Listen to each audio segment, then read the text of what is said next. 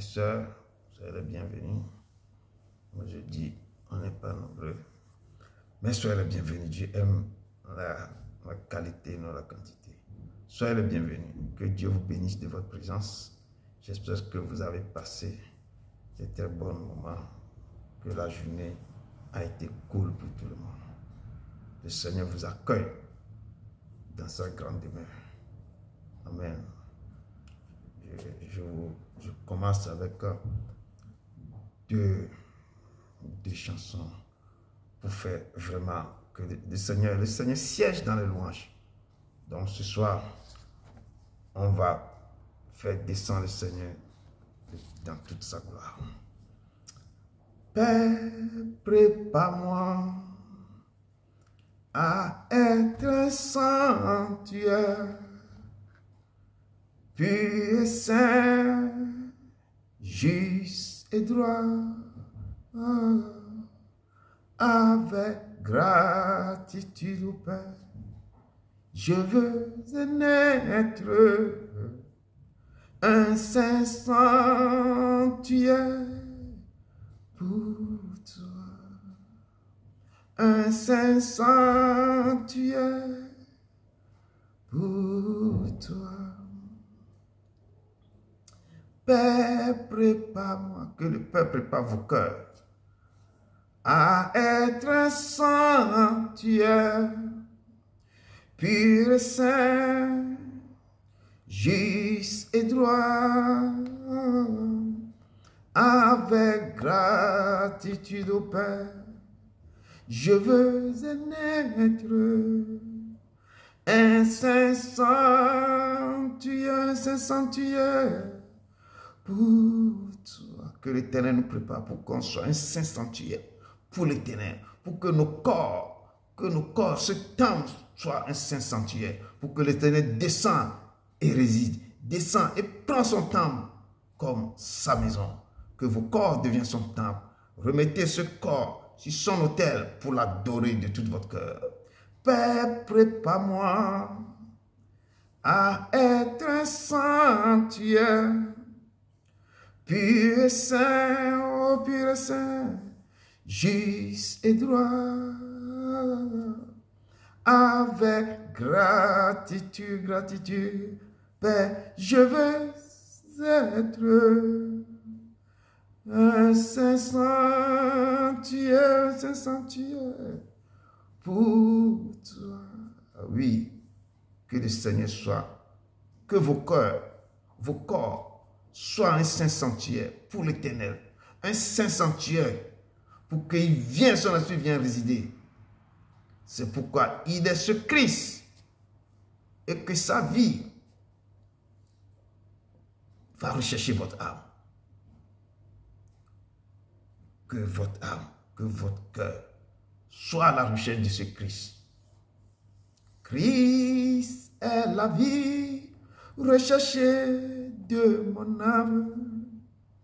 Ô Seigneur, soutiens ma foi qui soutient vos foi.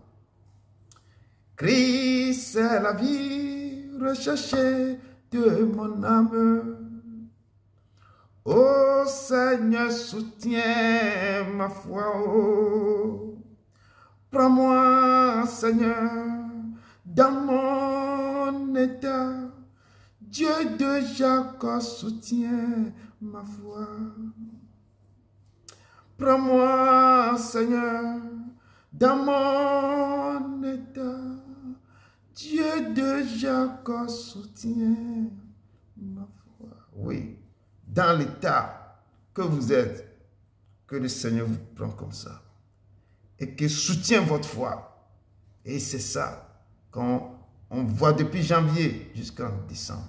Je sais que vous avez passé des moments difficiles. Certains moments ne sont pas faciles.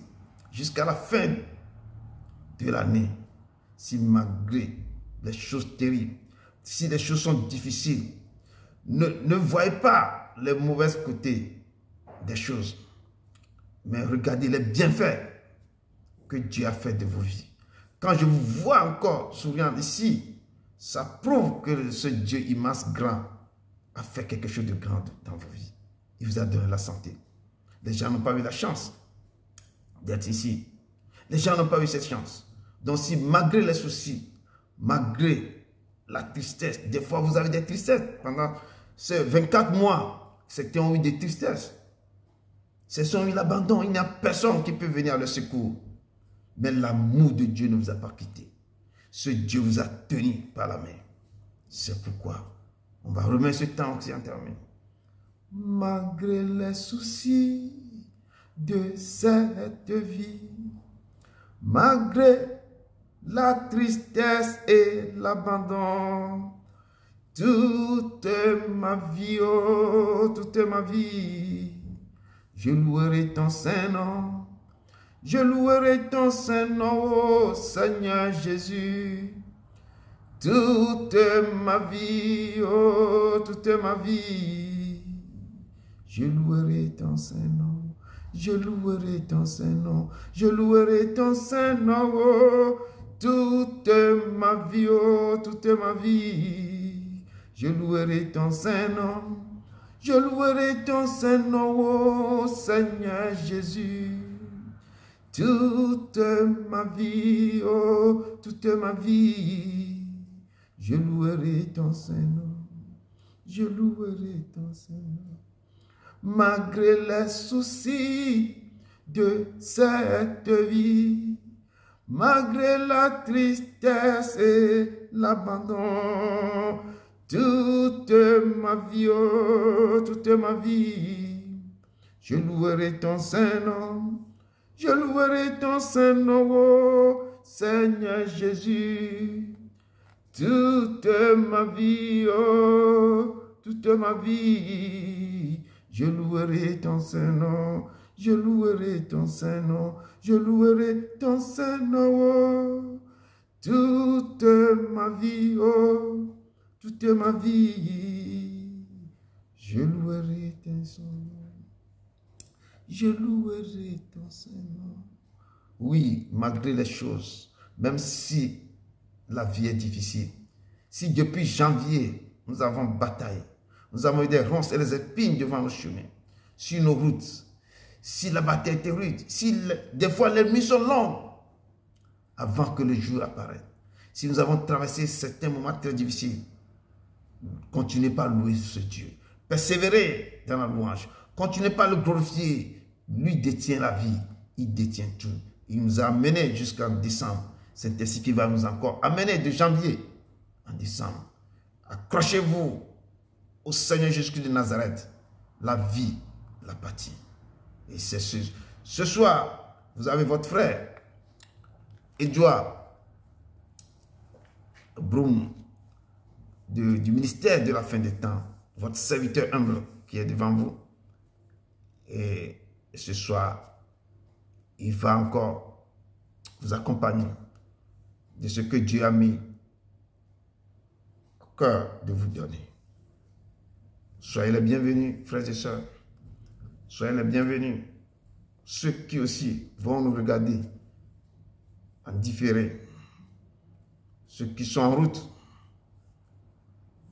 Soyez les bienvenus.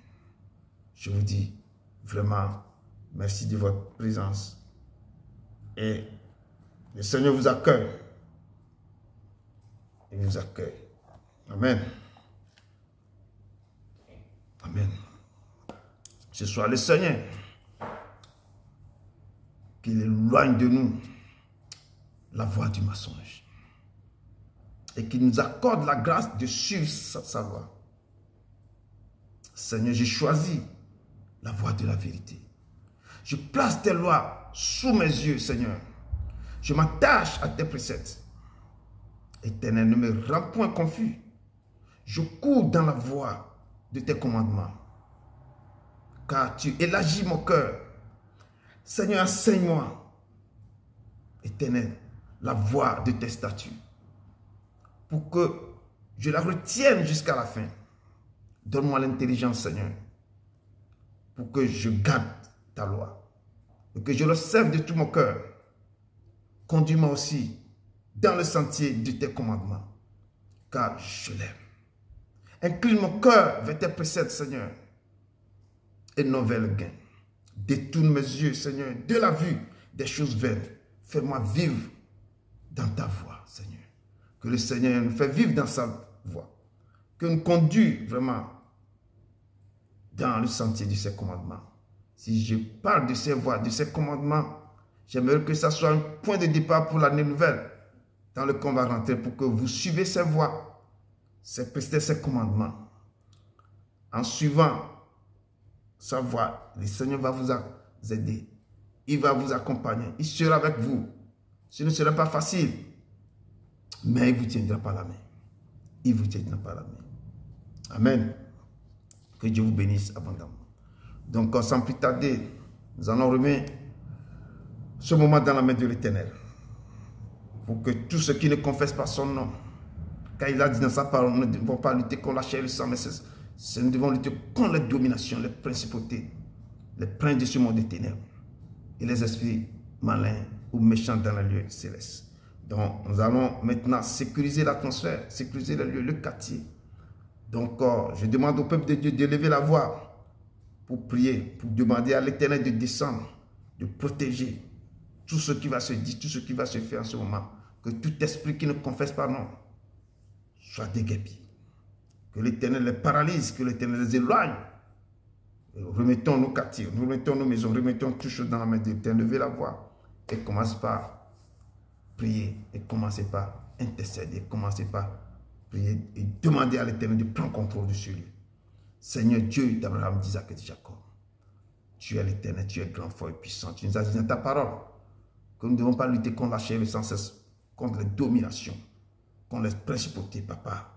Oh Père, nous remettons ce lieu en termes, nous remettons le commencement de ce ministère en termes, le commencement de cette soirée en termes, descend et paralyse toute domination, toute principauté, tout prince du monde du ténèbre, qui va se lever contre ce moment, qui va te lever contre cet enseignement, qui va se lever contre tes enfants ici. Paralyse les Seigneur, annule les Seigneur, déguerpis-les dans ce lieu, papa. Change l'atmosphère et sécurise ce lieu. Sécurise nos maisons. Sécurise maintenant ce ministère. Sécurise-nous, Seigneur, car toi seul tu détiens les clés, papa. Manifeste-toi, papa. Nous remettons ce moment en tes mains. Nous mettons ce moment en tes mains. Descends et agis. Descends et agis dans le nom puissant de Jésus de Nazareth. Amen. Amen. Amen. Nous allons demander le Saint-Esprit de nous conduire. Aujourd'hui, on ne va pas passer beaucoup de temps. Donc, nous allons invoquer le Saint-Esprit pour nous guider, pour nous révéler des choses, pour nous parler, pour nous diriger en ce moment. Dieu d'Abraham, d'Isaac et de Jacob, tu as dit dans ta parole que si tu ne pars pas, le consolateur ne viendra pas, Seigneur. Et nous demandons en ce moment précis de descendre le consolateur sur tes enfants ici présents, pour que nous puissions rentrer dans ta parole, pour que nous puissions aller à l'avant, pour que toi-même tu puisses vraiment nous parler, Seigneur, ce soir. Quand nous allons rentrer vraiment dans sa parole, là où tu nous as parlé de la discipline de Dieu. Seigneur, ce soir, descends cet esprit, remplis nos vies, parle à travers nous, descends, impacte ton peuple. Nous remettons ce moment en tes mains, nous remettons ce pays en tes mains, nous remettons nos pays respectifs en tes mains. Descends et touche tes enfants. Seigneur, nous te louons, Seigneur. Nous glorifions ton Saint-Nom. Manifeste-toi, Saint-Esprit, descends et impacte sur le descend. Enseigne-nous, efface-moi et parle au cœur de tes enfants. Seigneur, nous te louons, nous te louons. Au nom de ton Fils Jésus de Nazareth. Amen. Amen. Amen. Oui, ce soir, nous allons vraiment rentrer et essayer de voir dans le livre d'Hébreux. Nous allons parler de le Seigneur. Je peux dire le terme que j'ai donné, ou bien le titre c'est le Seigneur châtie celui qu'il aime, ou la discipline de Dieu. Selon le passage qui m'a touché le cœur. Et on trouve ça dans Hébreux 12, verset 3. Verset 3 à Hébreux 12, verset 3 à 11. Hébreux 12, verset 3 à 11. Et c'est ce que la parole de Dieu nous dit ici. Hébreux 12. verset 3, 11. Vous l'avez? Pour nous, ne masser au bé. Pour nous, ne masser au bé. Foufou ma wé. Pour nous, ne masser au bé. Seigneur, parle à ton peuple qui écoute ta voix. Pour nous, ne masser au bé. Et la bena, na deke me sensen. Wawana wo nye ma wu. Nandeke me sensen, wawana wo Yesu. Nandeke me sensen, wawana wo nye maulo. Ponu ne mase. Seigneur, rien n'est impossible à notre Dieu, rien n'est impossible au Seigneur Jésus-Christ de Nazareth. Parle au cœur de ton peuple. Ils sont prêts, ils sont là, suspendus à terre de Seigneur. Amen. Amen. Nous rentrons dans le livre d'Hébreux, Hébreux 12, du verset 3 à 11. La parole de Dieu nous dit ceci. Amen. Ok, je lis. Je lis au nom du Seigneur. Amen.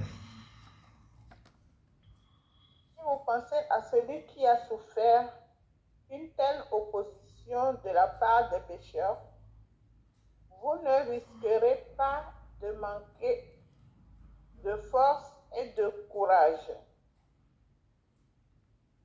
Vous êtes aux prises avec l'injustice, mais vous n'avez pas encore résisté jusqu'au sang. Peut-être avez-vous oublié cette bonne parole que la sagesse vous dit, comme à ses fils. Mon fils, ne sois pas triste quand le Seigneur te corrige. Ne perds pas courage quand il te reprend. Le Seigneur corrige celui qu'il aime. Les fils qu'il préfère auront droit à ses coups. Je continue? Oui, jusqu'à verset 11. Vous souffrez, mais c'est pour votre bien. Dieu vous traite comme des fils. Quel fils n'est pas corrigé par son père? Si vous ne receviez pas de correction comme il arrive à tous, vous ne serez pas des fils, mais des bâtards. Nous avons accepté que nos pères, selon la chair, nous corrigent. À bien plus forte raison, nous nous soumettrons au Père des esprits pour trouver la vie. Nos pères nous corrigeaient sans voir plus loin que la vie présente. Si brève, mais lui en a vu ce qui nous aidera à atteindre sa propre sainteté. Une correction n'est jamais agréable sur le moment. Elle nous fait mal.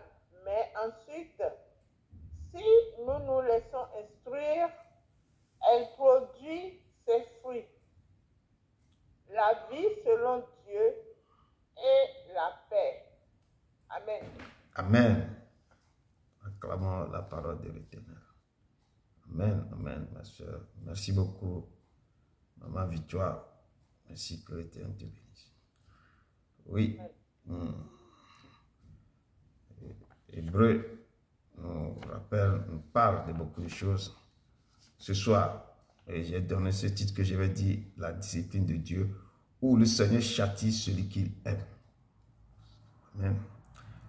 Et ce message, ce soir, nous parle de beaucoup de choses. Ça parle pour nous tous. Quand tu te rappelles, quand tu étais très jeune ou bien dans ton enfance, nos papas nous corrigeaient si on commet des erreurs. Surtout moi, on me tapait tellement. À cause des petites bêtises, on me corrigeait bien. Donc, si un père n'aime pas son fils, même à l'époque, nous on disait que bon, mon père ne m'aime pas, mon père n'a pas ceci. Et la parole de Dieu nous dit, un père qui ne corrige pas son enfant, c'est que cet enfant, c'est comme un enfant bâtard, ou ce n'est pas un enfant légitime. Quand un père te corrige, c'est que l'amour qu'il a pour toi, c'est pourquoi il te corrige. Pour que demain, tu ne retombes, tu ne refais pas la même chose. C'est pourquoi Dieu aussi, l'amour qu'il nous a donné, dit que j'ai tant aimé ce monde et j'ai donné mon Fils unique, afin que quiconque croit en lui ne périsse pas, mais qui a la vie éternelle. Donc le Seigneur nous a tellement aimés, il a donné son Fils. C'est pourquoi, lorsque nous commettons des erreurs, l'Éternel nous frappe. Il nous frappe dans diverses façons. Il peut utiliser comme il veut. Il peut te laisser, certains tombent malades. Il y a plein de choses que l'Éternel, lui seul, il est souverain. Il choisit comment il peut châtier quelqu'un et que la personne ne trouve pas la mort, mais la personne revient sur le droit chemin. Amen. Seigneur Jésus-Christ de Nazareth, nous te rendons gloire, nous te disons merci.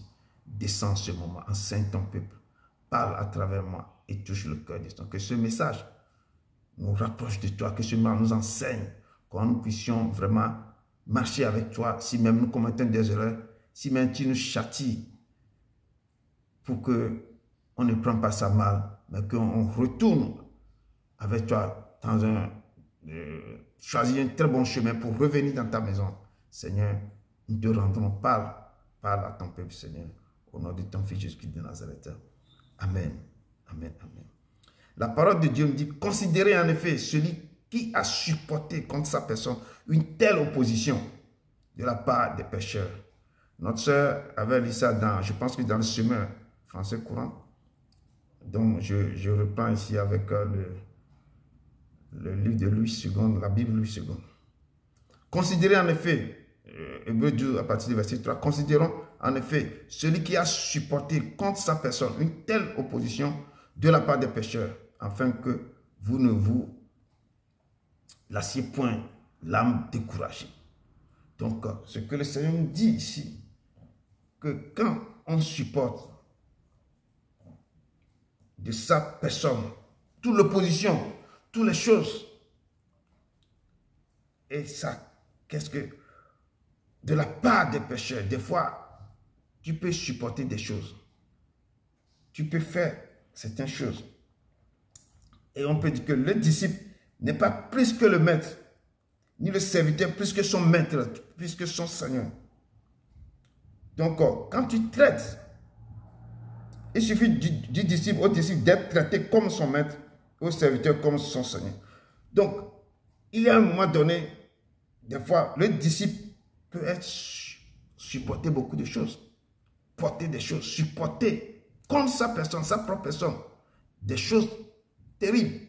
Mais il ne peut pas se dire que moi, le disciple, je suis plus que mon maître, ni le serviteur plus que son Seigneur. Le serviteur, il est serviteur. C'est l'Éternel qui a mis que tu es serviteur pour les autres, tu dois le servir. Mais des fois, à travers certaines choses, tu vas supporter beaucoup de choses de ta propre personne. Mais le Seigneur même, qui est serviteur, il est venu, il avait supporté des choses. Et un disciple n'est pas plus que son maître. Et un serviteur n'est pas plus haut que son Seigneur. Donc, et quand on considère l'Éternel qui a supporté contre sa personne de telles oppositions de la part de nous les pécheurs, il avait subi beaucoup de choses, mais il est toujours demeuré en tant que serviteur, pour quoi? Pour ses brebis, pour son Seigneur. Il n'est pas levé la voix pour devenir plus que le Seigneur, mais il s'est toujours humilié.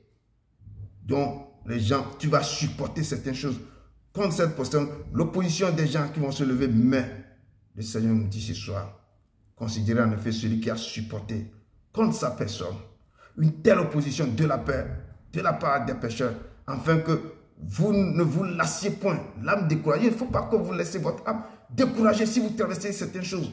Certaines choses vont venir vous hanter, vous tourmenter. Les choses vont venir, mais ne vous laissez pas décourager. Que votre âme ne se trouve point. Vous devez aller de l'avant en fixant votre objectif sur ce Jésus-Christ de Nazareth. C'est lui qui vous a convoqué, c'est lui qui vous a amené. Même les vagues vont se déchaîner. Quand tu vois un arbre dans la tempête, si l'arbre refuse de se plier, il est obligé de se déraciner complètement. Quand il y a des tempêtes, les arbres sont obligés de se plier. Et s'il n'arrive pas à se plier, donc il est obligé que le vent va le déraciner complètement. Donc, malgré les problèmes, je dis, malgré les soucis, malgré ce qui va nous arriver, nous ne devons jamais se lasser. Notre âme ne doit pas se décourager. Nous devons tenir ses pieds de deux mains, tenir son manteau. Et dans tout ce marcher avec lui, les vents vont les tsunamis vont se déchaîner, les choses vont se déchaîner. Nous devons continuer à aller, à résister jusqu'à persévérer et lui fixer les yeux sur lui, toujours. Et c'est ce que ce passage de 3 nous dit. Verset 4 nous dit, vous n'avez pas encore résisté jusqu'au sang en luttant contre le péché. Et le passage dit, nous n'avons pas encore résisté. Et il y a des choses, c'est pas, quand on marche avec lui, il y a le vent adverse qui va nous battre. Il y a le vent adverse terrible. Et la parole de Dieu, vous n'avez pas encore résisté jusqu'au sang. Lui là, en luttant contre le péché. Si le péché se déchaîne, il dit, nous n'avons pas encore résisté jusqu'au sang. En luttant contre le péché. Vous allez trouver ce passage dans 1 Corinthiens 10, verset 3. Pour développer un peu ce passage. 1 Corinthiens 10, verset 13. 1 Corinthiens 10, verset 13.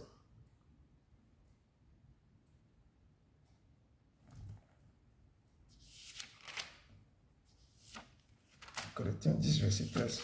Ce que la parole de Dieu nous dit.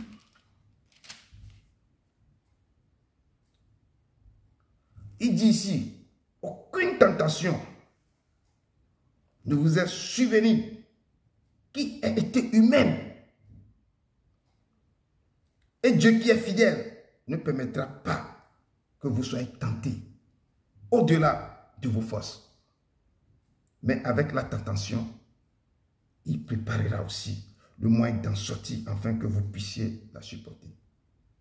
Comme le passage ici il nous dit, vous n'avez pas encore résisté jusqu'au sang en luttant contre le péché. Donc c'est ça que je dis que les choses vont arriver.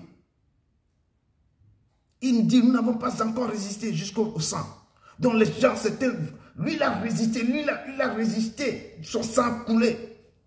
Il dit qu'en luttant contre le péché, vous n'avez pas encore résisté jusqu'au sang. En luttant contre le péché qui va vous arriver, qui va vous accabler. Mais il dit, et la parole de Dieu me dit ici, 1 Corinthiens 10, verset 13, il me dit qu'aucune tentation ne vous est survenue qui n'a été humaine. Tout ce qui va vous arriver, c'est l'être humain qui peut supporter ça. Donc tout ce qui se passe maintenant dans vos vies, si l'Éternel même a permis ça, il vous a donné ça que lui, l'être humain peut supporter ce qui vous arrive, ou ce que vous êtes en train de traverser, ou ce qui est encore devant vous. Et Dieu qui est fidèle, il dit, ne permettra pas que vous soyez tentés au-delà. Ce qui vous arrive, ce que vous êtes en train de traverser, ce qui est devant, il dit que lui qui est fidèle, il ne permettra pas que vous soyez tentés au-delà de vos forces. Parce qu'il peut vous donner la force de supporter, de surmonter ça. Mais rien ne peut venir à vous que vous ne pouvez pas supporter. Mais vous donnera cette force de supporter ça. Il dit, mais avec la tentation viendra. Mais l'Éternel dit que je préparerai aussi le moyen pour vous d'en sortir. Toute tentation qui va venir, toute chose qui va venir, qui sera sur vos chemins, si personne ne peut pas arriver à faire ça, lui, il dit que lui-même, il donnera quoi? Le moyen d'en sortir. Afin que vous puissiez supporter, afin que vous puissiez la supporter. Il donne les moyens.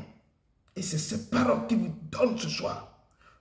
Que comme Hébreu nous dit, vous n'avez pas encore résisté jusqu'au sang. Il dit si c'est difficile, si c'est insuffisant, il ne peut pas permettre que ces fardeaux soient au-delà de vos forces.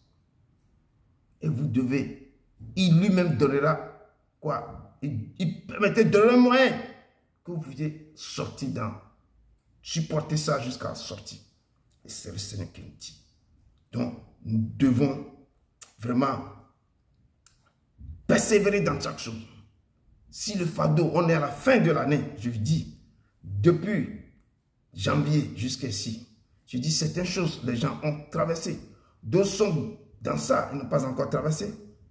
D'autres, c'est ce qui est devant eux. Donc le Seigneur vous dit, si quelque chose vous arrive, lui, il ne peut pas permettre que la chose soit au-delà de vos forces. Mais, si c'est trop, il vous donnera un moyen de supporter ça et d'en sortir. Donc, que le peuple de Dieu soit courageux. Je t'ai dit, aucune preuve ne peut pas, ou bien aucune tentation ne vous est survenue, rien ne peut pas venir, qui est humain, ne peut pas vous arriver tant que Dieu ne donne pas un moyen d'en sortir, ou qui sera plus élevé, qui sera au-delà de vos forces. Mais l'Éternel trouvera toujours un moyen de vous aider à sortir de ce problème. Même quand la parole vous dit, vous n'avez pas encore résisté jusqu'au sang, il donnera un moyen. Il donnera la force de supporter tout ce qui va vous arriver. C'est pourquoi il est en train de nous préparer. Je dis, les choses ne seront plus faciles, ne seront pas faciles. Chaque chrétien toujours doit batailler. Il dit que nous devons persévérer jusqu'à la fin. Là, il nous donnera la couronne. Rien ne sera jamais facile. Chaque chrétien doit batailler. Nous devons aller. Certains ne doivent pas, certains prient, certains font ceci. Il y a chacun qui cherche son Dieu de moyens différents. Mais chacun doit aller de là. Nous devons persévérer. Nous devons continuer. Si la nuit est longue, il dit que le jour vient. On ne reste jamais. La nuit n'est toujours pas éternelle, non. La nuit donne naissance au jour. Donc si la nuit est longue, le jour doit apparaître. Je suis en train d'exhorter un frère ou une soeur que rien n'est impossible à Dieu. Si c'est difficile, si la nuit est longue, ne pensez pas que non. Le jour ne viendra pas. La nuit va donner naissance au jour. Ça veut dire que dans quoi? Dans ce que tu es en train de traverser, il y aura toujours une fin. Tu vas sortir. On n'a jamais trouvé un tunnel qui n'a pas de fin. Quand tu rentres dans les ténèbres, il y a l'horizon. Le jour apparaît toujours. Le jour apparaît, la lumière s'éclaircira de son chemin. C'est pourquoi il a dit que ce ne sera plus le soleil qui sera votre lumière. Moi, l'Éternel, je suis votre lumière.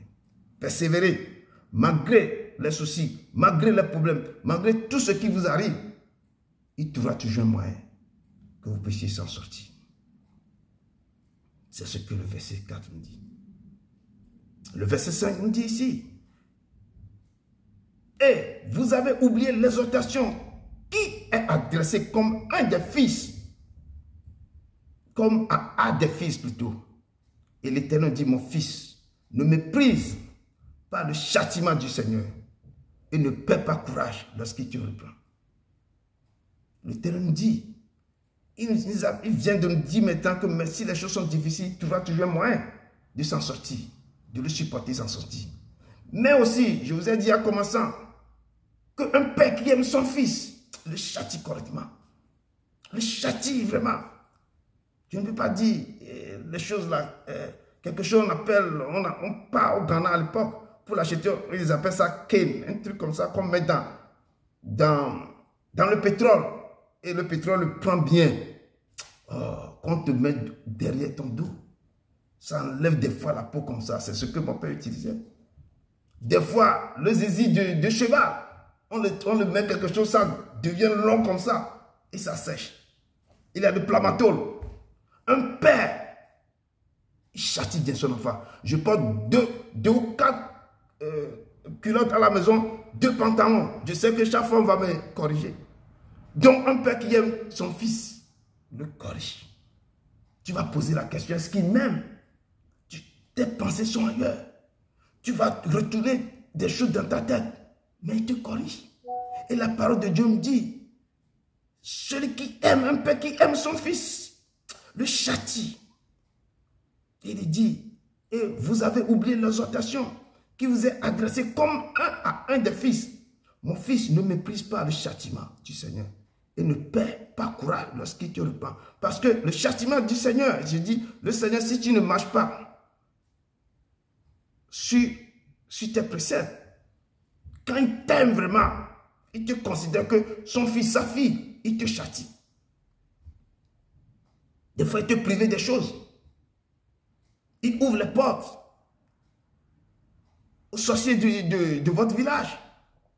Mais il les interdit de ne pas toucher ta vie. Ils vont te menacer un peu. Ça, ce sont les châtiments du Père.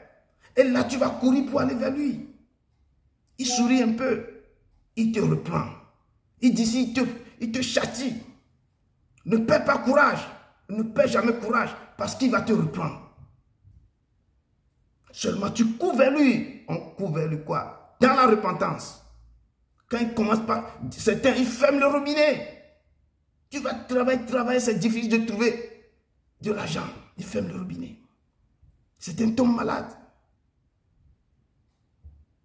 D'autres, ce sont les épines des ronds sur le chemin. Ils ne voient pas des problèmes. C'est l'Éternel qui châtie. À cause de son amour qu'il y a pour toi. Mais ne vous découragez pas. Et ne perdez pas courage. Ne dis pas que pourquoi, mon Dieu, pourquoi moi il ne m'aime pas. Non. Quand le châtiment est lourd, oh, c'est l'amour. Parce que quand il te châtie, parce qu'il est jaloux, c'est un peu jaloux. Peut-être tu as perdu le pédale, peut-être tu cloches de deux côtés. Il t'a fait tout, mais tu cloches de deux côtés, s'énerve. Il te châtie. Et après tu cours, il te reprend. Et ne perds pas courage lorsqu'il te reprend. Quand il te reprend, adore-lui. Demande pardon et continue par l'adorer. C'est un Dieu, c'est un Père, je dis c'est un Père. Aimant, fidèle. Quand il te châtie correctement. Je dis, quand il châtie, oh, il châtie très bien. C'est un Père qu'on adore. Allons dans Job 5, verset 17. Donc mes frères et sœurs, ne méprise pas la correction de l'Éternel.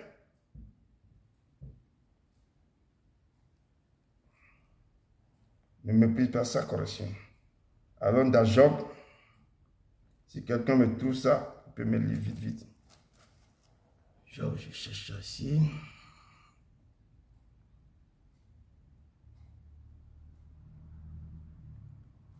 Job 7, verset 18.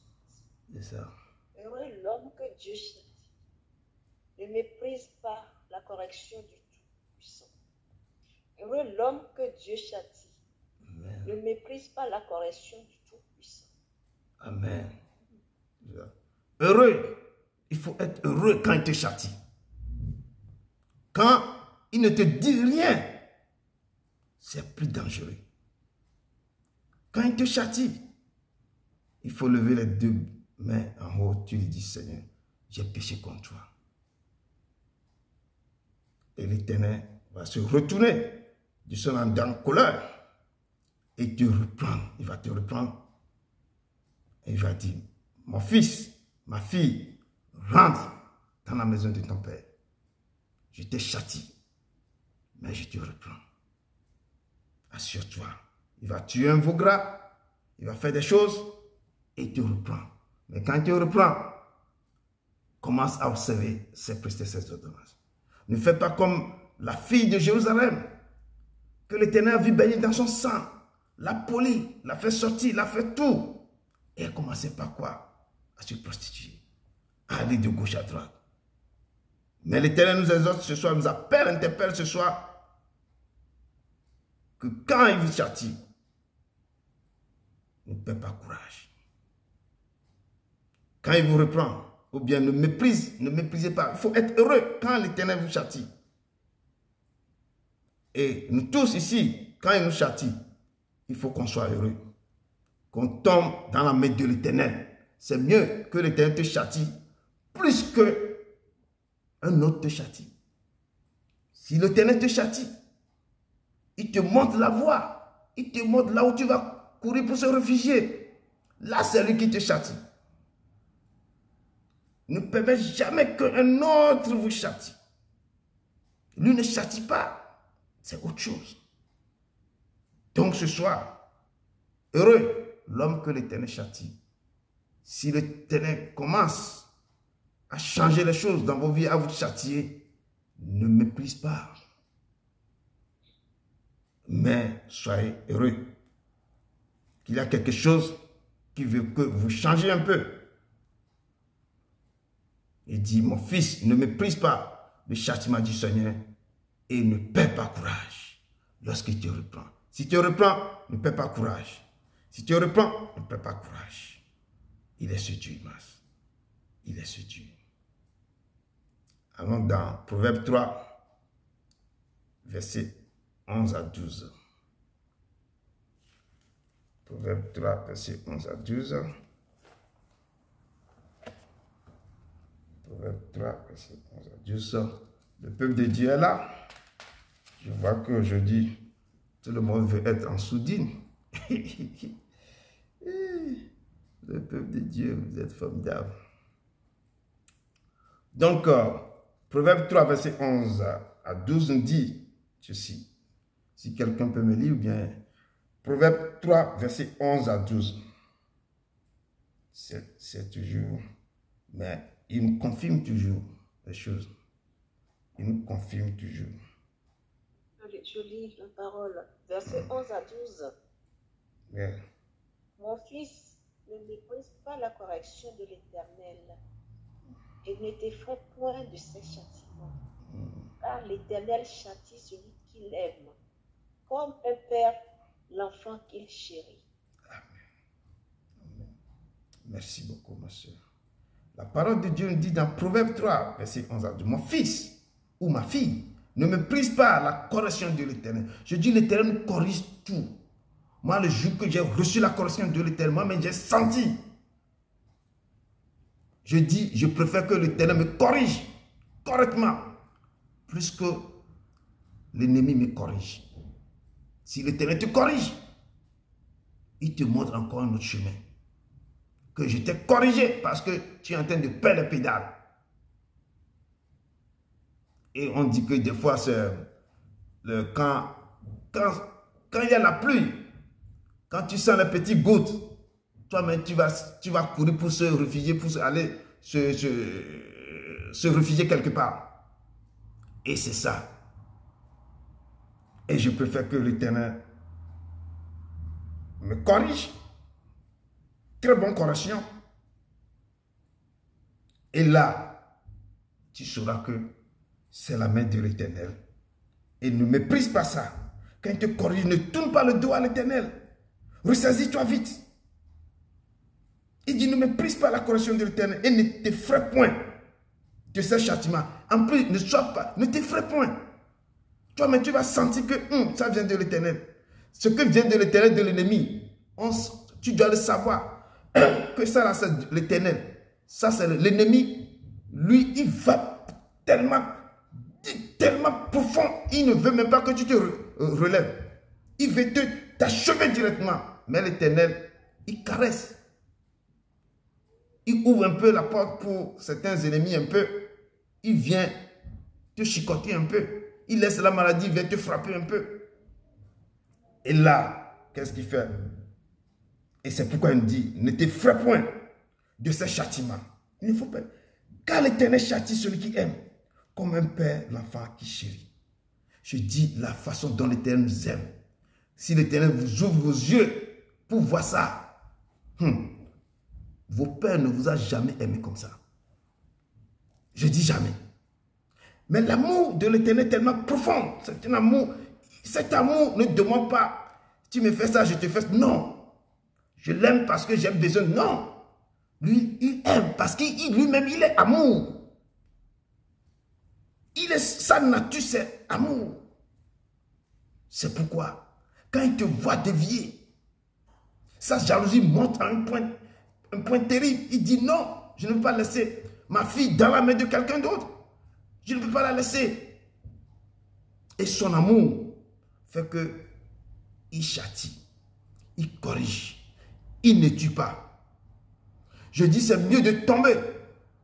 David même avait dit c'est mieux de tomber dans la main de l'Éternel que de tomber dans la main de l'ennemi. Au moins l'Éternel va m'épargner. Il va me corriger. Après il va m'épargner.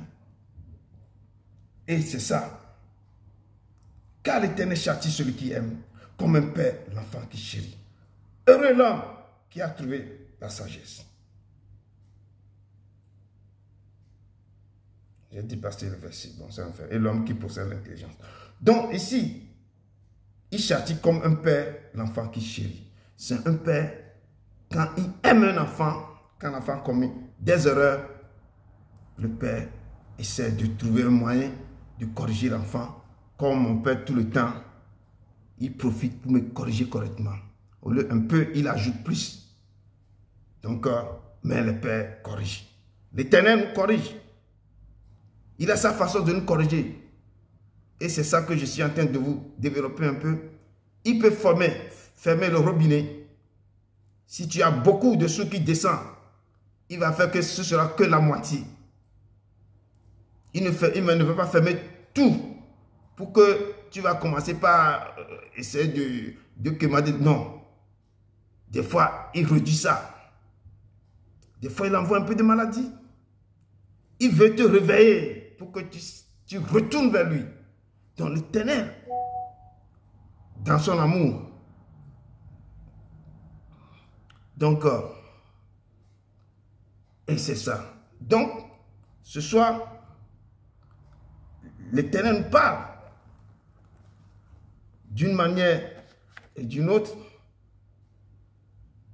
Verset 6 nous dit, dans Hébreux 12, 6 nous dit, car le Seigneur châtie celui qui aime, comme on vient de voir, et il frappe de la veille tout ce qu'il reconnaît pour ses filles. Donc, toute personne que l'Éternel reconnaît qui sont ses fils et ses filles, il prend la verge et il les frappe correctement. Quand tu te détournes de ses lois, si tu ne respectes pas ses commandements, si tu fais des choses, si tu vas à gauche et à droite, si tu ne respectes pas, il dit que ce livre de la loi ne se point de ta bouche, mais si tu le joues et lui, si tu ne le médites pas, si tu ne respectes pas ses ordonnances, si tu dis que tu l'aimes, il faut garder ses commandements. Mais si tu ne le gardes pas, l'Éternel te frappe. Je dis, il te frappe de différentes sortes de manières. Il ne va jamais te tuer. Mais il te fait que tu te réveilles de tes sommeils. Certains sont dans le coma profond, il les réveille. Tu n'es pas le coma dans l'hôpital. C'est que tu es là, mais tu le sais, l'Éternel, non. Les gens ne lisent pas, ils lisent, ne comprennent pas. Il y a plein de choses. L'Éternel va te réveiller dans ça. Il t'envoie quelque chose. Il t'envoie des petites choses. Il t'envoie des choses pour que tu te réveilles. Des fois, c'était dans ce pays. Je donne l'exemple. Qu'est-ce que l'Éternel peut faire? L'Éternel, les gens viennent normalement dans ce pays. Ils commencent, quand ils tournent le dos à l'Éternel, l'Éternel tourne. Où est-ce que je vais attraper ce petit-là? L'Éternel le bloque, ses dossiers. Si on va lui donner des séjours, l'Éternel le bloque un peu. C'est là, on voit les sœurs courir dans les églises, en train de crier à Dieu, Seigneur, mon séjour. Seigneur, Seigneur. Il sait, il a bloqué. Et quand il voit la façon dont tu cours, tu le cherches. Tu cours, tu le cherches. Tu pleures, tu fais ceci, tu fais cela. L'Éternel est mon travail. L'Éternel, parce qu'avec ça, avec le séjour, tu vas trouver un très bon boulot. L'Éternel bloque ça. Il attend, il voit le cœur. Quand tu fais des choses, tu lui promets, papa, si tu me donnes ça, je vais trouver un boulot que je ne travaille pas le dimanche et je passe tout ce dimanche à l'église. Je vais t'honorer, je vais t'adorer, je vais ceci, il écoute. Et l'Éternel commence par décanter la situation. Décanter la situation. Certains au pays, ils jeûnent tous les jours, ils sont dans l'église pour venir ici. Et c'est que partout. Et quand l'Éternel ouvre les portes, quand il met pied en Europe, il jette la Bible. La Bible, on ne sait même plus où se trouve la Bible. L'église même ne sait plus. La fête, les choses. L'Éternel observe. Tu lui as donné une promesse au pays. Oh papa, si je viens, non, je ne vais jamais te laisser, je vais tant. Il est là, il te regarde. Il te laisse quelques mois, une année, il va commencer par faire les choses. Il commence par diminuer les choses. Il commence par bloquer les choses. Le moment, il a un plan pour ta vie. Il t'a fait quitter là-bas. Quand tu es ici, c'est pour devenir comme une bénédiction pour les autres. Il a un don sur ta vie. Tu dois faire ceci. Il a mis quelque chose à ton cœur. D'empâter ses enfants. Mais les gens ils sont venus. Quand les portes s'ouvrent, ils oublient l'Éternel. C'est la fête ici, c'est la fête là. Non, je vais vivre ma vie. Je vais faire. Et l'Éternel vous observe. Et à un moment donné, il commence à bloquer les choses. Il bloquait les choses, il attend. Et c'est là que ses enfants commençaient par courir. À l'église, de gauche à droite, des veilles de prière, des choses comme ça. Le sujet de prière. Mon séjour. Sujet de prière. Comment rester dans le pays? Je dis, ce que je suis en train de vous dire, ce n'est pas que quelqu'un m'avait dit. Avec mon oreille, j'avais vécu tout ça avec des gens à l'église. Et on a des cellules de prière pour prier pour ça. Pour les gens. Certains sont même hébergés chez moi. C'est ce même sujet de prière qu'on a mis sur le tableau. N'attendez pas que le Seigneur vous châtie avant de se lever. C'est pourquoi je dis toujours, souviens-toi de ton Créateur pendant les jours de ta jeunesse, avant que les jours sombres n'arrivent. Ça, je parle seulement de papier qui n'est rien. Quand la maladie te frappe, nous devons faire attention. Je dis, vous ne connaissez pas que le Dieu qu'on sert.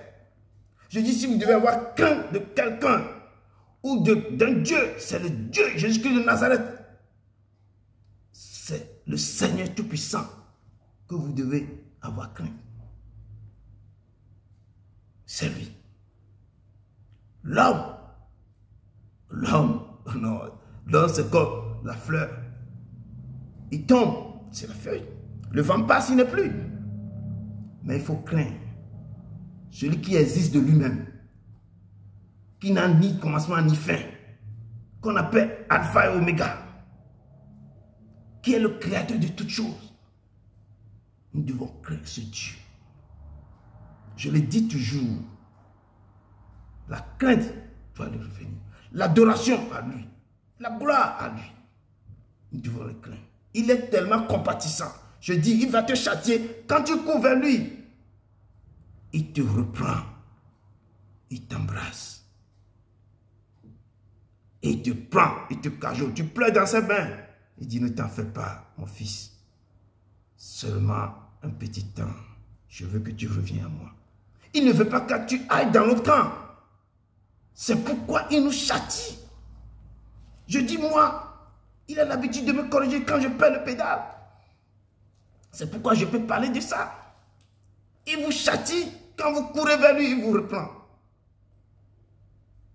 Quand il vous reprend, je vous dis toujours, quand il vous reprend, ne fais pas quoi? Ne perds pas courage lorsqu'il te reprend. Ne perds pas courage pour dire que non, oh, il m'a fait ceci, le Seigneur que j'ai dedans, et tu vas faire non. C'est maintenant que tu vas persévérer. Parce que là, il est en train de voir, si tu reviens à moi encore, qu'est-ce que tu vas faire? Il sonde ton cœur et tes reins. Est-ce qu'il est fidèle? Je vais lui donner encore une chance. Ne perds pas courage quand il vous reprend. Je dis, il châtie ses enfants qu'il aime. Si nous rencontrons des solutions, des problèmes, ne laissez pas que le problème domine sur nous. Je viens vous dire, il ne peut jamais te donner un problème bien fardeau qui doit être au-delà de tes forces. Lui-même trouvera un moyen de te faire sortir dans ça. Il ne peut jamais donner quelque chose que tu ne peux pas supporter. Et quand il te châtie, retourne vers lui. Quand tu sais que c'est lui, Courez, mes frères et sœurs, courez vers lui. Courez vers lui rapidement. Et ne vous découragez pas. Parce que le découragement, des fois, il fait que d'autres encore faire des choses. Donc l'Éternel nous parle ce soir, car le Seigneur châtie celui qui aime. Et il frappe de la verge. Il dit, il frappe de la verge. Tous ceux qui reconnaissent pour ses fils. Nous tous qui reconnaissent ici comme filles et ses fils, il nous frappe de la verge. Et verset 7 nous dit, supportez le châtiment. C'est comme des fils que Dieu vous traite. Nous devons supporter. Des fois, les châtiments sont rudes et durs. Des fois, ils te laissent. Tu déposes les choses ne marchent pas. Tu fais ceci, non, il fait ceci. Et nous devons supporter ce châtiment. Quand on supporte le châtiment, il fait quoi? Il nous écoute. Comment nous prions, comment on court vers lui. Il essaie de voir si ses enfants sont fidèles. Et là, c'est pourquoi je vous ai donné le secret de repentance. Et c'est le secret. Même à la maison, quand tu pêches contre ton père, tu vas chez lui, tu ouvres ta bouche, tu expliques les choses. Le père ne peut pas continuer à te taper. J'ai dit, même quand quelqu'un a commis des trucs, on l'a emprisonné, son jugement qui dit que je suis coupable. C'est moi qui ai fait. Mais je ne sais pas pourquoi j'ai pu agir comme ça. Je ne peux pas vous expliquer, mais c'est moi. Mais la peine, si même on voulait donner la perpétuité, il y a quelque chose, mais s'il fait la peine, même on réduit. Parce qu'il a reconnu ses torts. Il est venu demander pardon à la famille. L'autre famille qui a commis des torts, il demande pardon à la famille. Pleure même. Et on voit le cœur.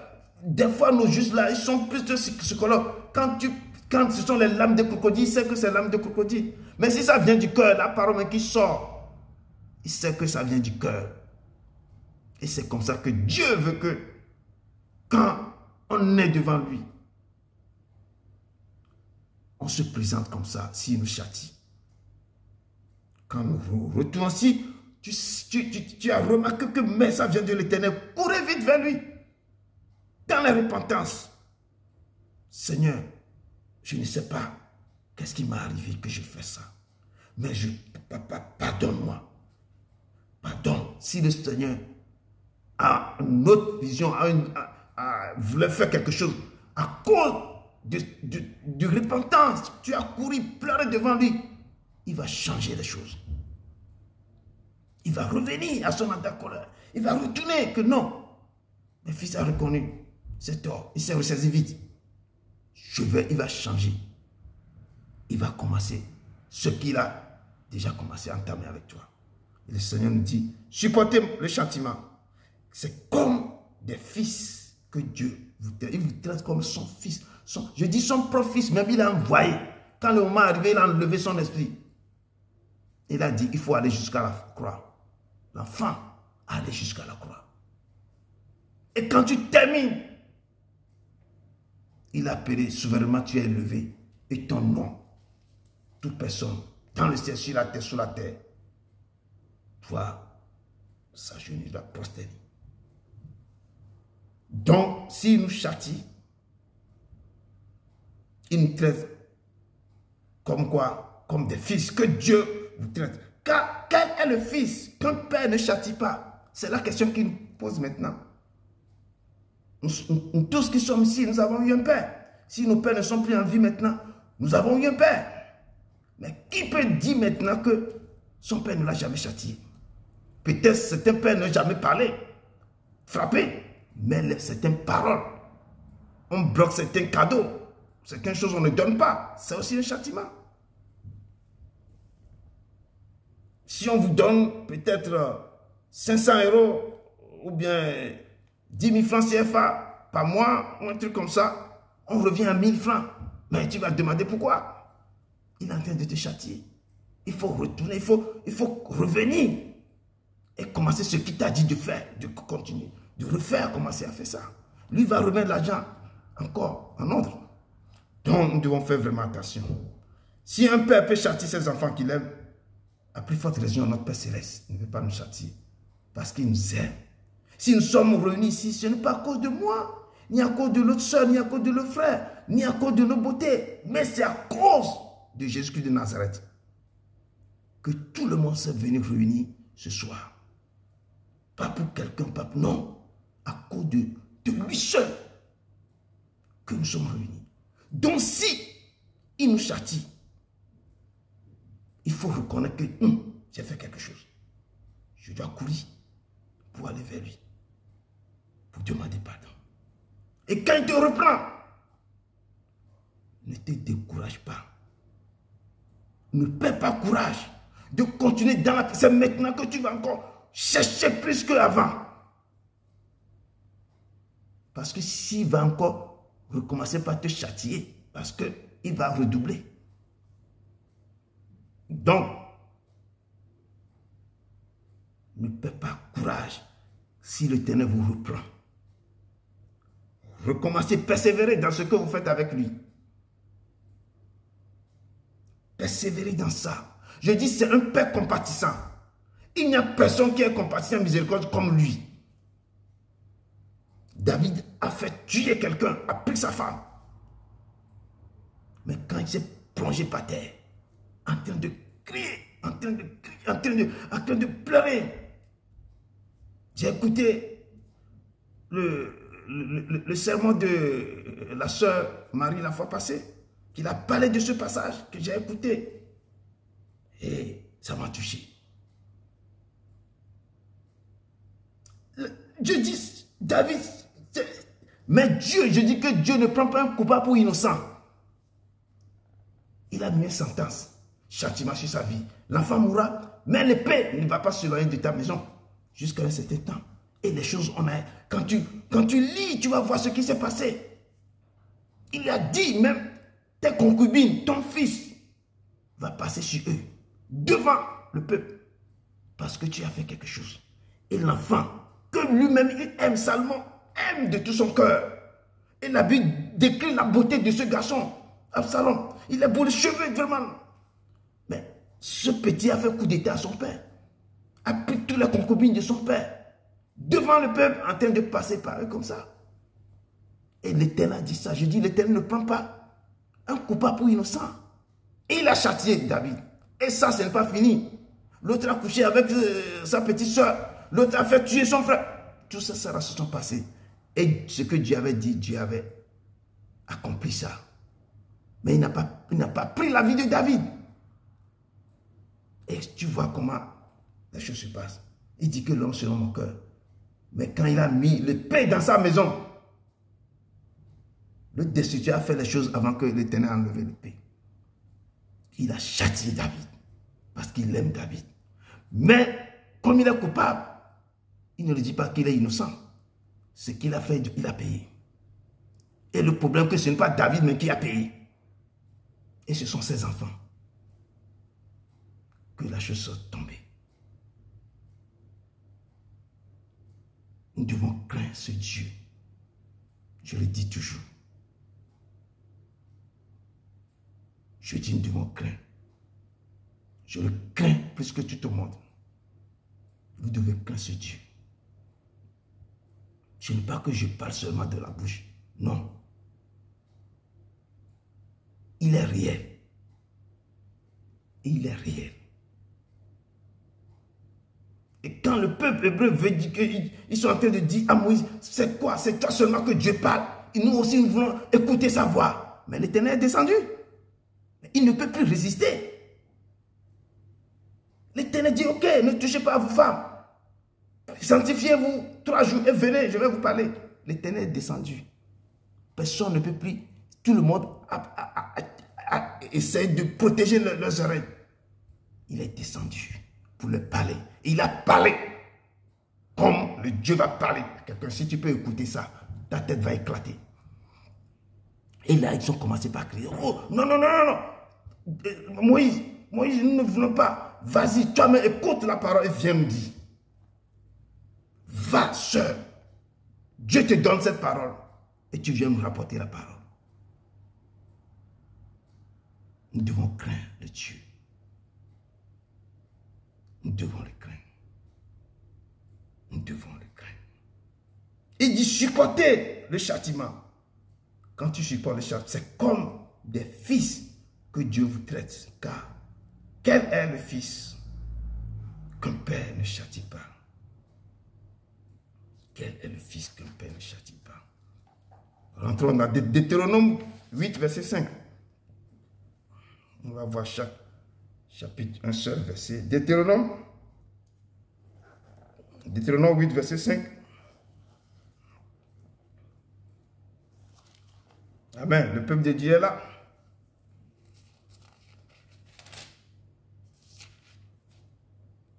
You are the Lord that healed thee. You are the Lord, my healer. You send your word and heal my disease. You are the Lord, my healer. Deutéronome 8, verset 7, verset 5 plutôt. Tu peux lire? Oui, oui. Reconnais en ton cœur que l'Éternel, ton Dieu, te châtie comme un homme châtie son enfant. Ajoute verset 6. Reconnais en ton cœur. Verset 6. Non, ajoute verset 6 aussi. Vas-y, avec 5 et 6. Oui, oui. Reconnais ton cœur que l'Éternel, ton Dieu, te châtie comme un homme châtie son enfant. Tu observeras les commandements de l'Éternel, ton Dieu, pour marcher dans ses voies et pour le craindre. Amen. Parole du Seigneur. Amen. Nous rendons grâce à Dieu. Merci beaucoup, Marie. La parole de Dieu nous dit, reconnais en ton cœur que l'Éternel, ton Dieu, te châtie. Il faut reconnaître ça en ton cœur. Comme un homme châtie son fils. Tu dois te reconnaître. Quand certaines choses, des fois, certaines choses nous arrivent, il faut reconnaître que c'est l'Éternel me châtie. Comme un homme châtie son enfant. Nous sommes tous ici, nous sommes tous issus du continent africain. Nous savons quand on frappe un enfant au pays, quand on le tape, ça, on châtie. Ici, on ne tape pas ici. Si on prend un enfant vraiment, si on le corrige, tu sais qu'on corrige un enfant. Je sais comment les Africains corrigent un enfant. Il dit, tu observeras les commandements de l'Éternel ton Dieu pour marcher dans ses voies et pour le craindre.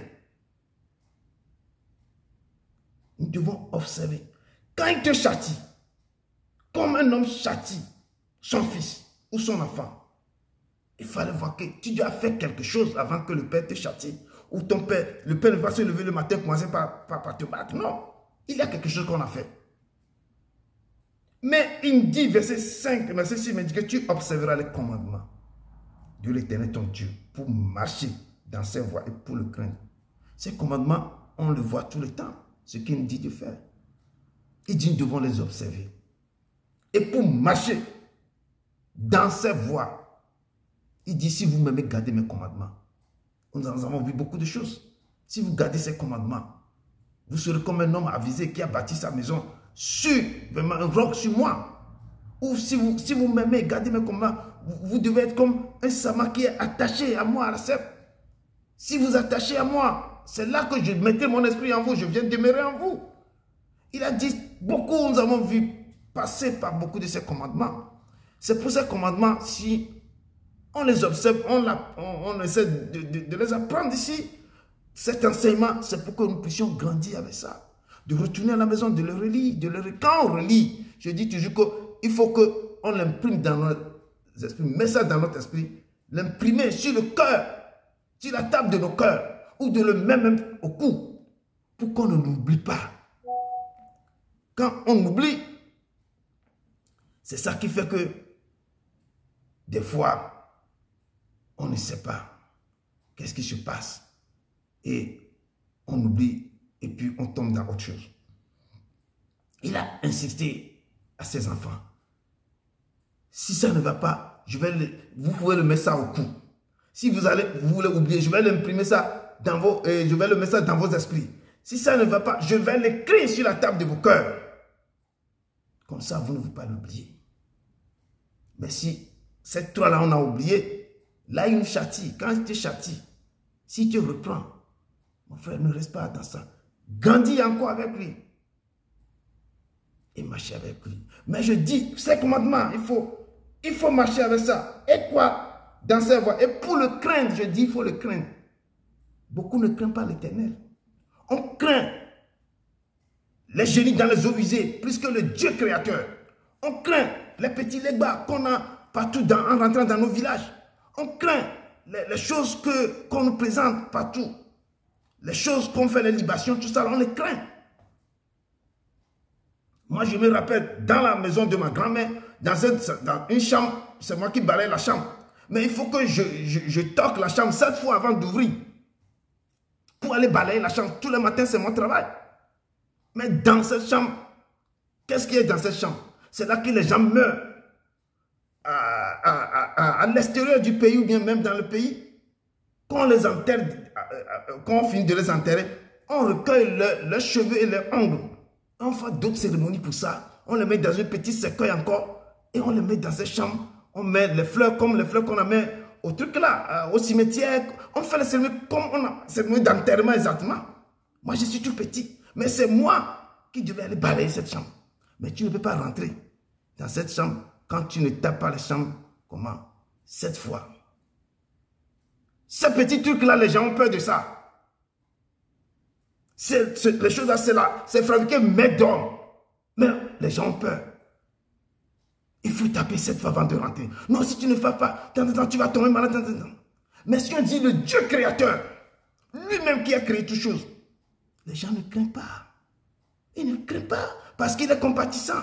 Mais s'il se lève, s'il est dans sa colère, il fallait voir. Demander aux Hébreux. La terre s'est ouverte comme ça. Ils sont tous tombés, il a fermé encore. Les gens veulent toucher le truc là, le sanctuaire, le tabernacle. Sur les 2 vaches, mais les a frappés directement. Ils sont morts. Quand tu veux aller au sein des saints, si tu n'es pas propre, il ne faut même pas. Tu ne peux même pas aller rentrer là-bas. Il ne faut même pas oser. On met la corde sur les pieds des sacrificateurs. Si à un moment tu ne sors pas, on te tire. Il t'a frappé. Il faut craindre le Dieu que je vous présente. Je dis, il est compatissant. Là, la colère est riche en beauté. Mais il faut le craindre. Il faut le craindre. Les Jésusiens en ont payé le prix. Nous qui sommes en train de le suivre, nous devons comprendre qui il est. Nous devons chercher. Pourquoi il dit chercher et le connaître et le comprendre? Il va se laisser conduire. Je dis, il est lent à la colère. Il est riche, c'est un Dieu compatissant, miséricordieux. L'amour, c'est lui. Mais il faut le craindre. Et l'obéir. Il faut le craindre. Il nous dit encore dans son message ici. Supporter le châtiment, c'est comme des fils que Dieu vous traite. Car quel est le fils qu'un père ne châtie pas? Mais si vous êtes accepté du châtiment, si vous, dans la maison, vous vivez avec votre père, votre parent, vous, on ne vous châtie pas. Vous faites des trucs là, on vous cajoue, on vient, on vous donne des bisous. On ne vous... Auquel tout on part, tout le monde n'a pas qu'on les châtie, mais toi, on ne te châtie pas. Donc, vous êtes donc des enfants illégitimes. Donc, tu es un bâtard. Et non des fils. Tu n'es pas l'enfant légitime. Quelqu'un qui est dans la maison, on bastonne tout le monde. On tabasse tout le monde parce qu'ils ont fait. Et toi, on ne les tabasse pas. Ne dis pas qu'on m'aime plus que les autres. Hein. Ça veut dire que toi, là, on ne t'aime même pas. Et ce sont ces enfants qui deviennent des bandits, des choses. Parce que tout le mal qu'ils sont en train de faire, oh, ils acceptent. Oh. Et la parole, la Bible même dit ça. Que si un enfant, si vous êtes accepté du châtiment, auquel tout on part, vous êtes donc des enfants illégitimes. Et non des fils. L'Éternel considère ces personnes qui ne sont pas mes enfants, mes fils. ils sont illégitimes. Ils ne font pas partie du plan de mon testament. Tout homme qui commet des erreurs, on doit laisser. Pourquoi dans chaque pays, il y a les lois. Il y a les juges, il y a les avocats, il y a tout. Tu fais quelque chose, on va te traduire à la justice, on te met en prison. On va te châtier. Si c'est 5 ans, tu fais 5 ans, tu sors, on t'a bien corrigé. Si c'est 10 ans, tout, certains, c'est un peu petité parce que le cas est tellement grave. D'autres, dans les coins, dans d'autres pays, en Iran, aux États-Unis, il y a la peine de mort. Donc, il y a le châtiment. Et le Père nous dit, lui, quand il te châtie, tu reprends. Il ne te châtie pas à la mort, non. Alors, verset 9. Verset 9 nous dit, d'ailleurs, puisque nos pères, selon la chair, nous ont châtiés et que nous les avons respectés, ne devons-nous pas, à bien plus forte raison, nous soumettre au Père des esprits pour avoir la vie? Si nos parents sur la terre qui nous ont donné vie, si selon eux, ils nous ont châtiés, et que nous les avons, s'ils finissent de nous châtier, on respecte. Moi, si mon père te frappe maintenant, après tu es à genoux, tu es à genoux, tu lui dis pardon. Il va te poser la question, tu sais pourquoi je t'ai tapé? Et il va te dire pourquoi il t'a tapé. Après, tu lui dis encore pardon et merci. Et ça, quand on nous châtie, on respecte les pères. Et que vous les avez respectés. Et devons-nous, pas à bien plus forte raison, nous soumettre au Père des esprits, lui qui est le Père des esprits? Pourquoi nous ne pouvons pas soumettre à lui pour que lui nous donne la vie? C'est ce que Dieu nous dit ici. Si nos pères en chair nous châtient correctement, bien, et après ça on les respecte. Quand on te châtie, tu respectes bien parce que demain on ne va plus te châtier. Et le Seigneur nous dit ici que, et même moi, nous ne devons pas, à plus forte raison, nous soumettre au Père des esprits pour avoir la vie. Nous devons nous soumettre à lui pour avoir cette vie. Pour avoir la vie. Alors dans Job 12, verset 10, pourquoi nous ne devons pas aller devant notre Père Céleste pour avoir la vie? Et l'Éternel nous pose la question comme ça. Alors dans Job 12, verset 10. Job 12, verset 10.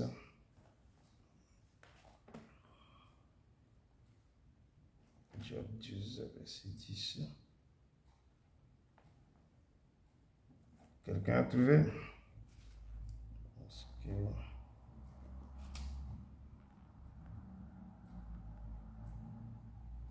Ok.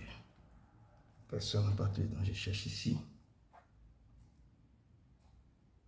Job 12.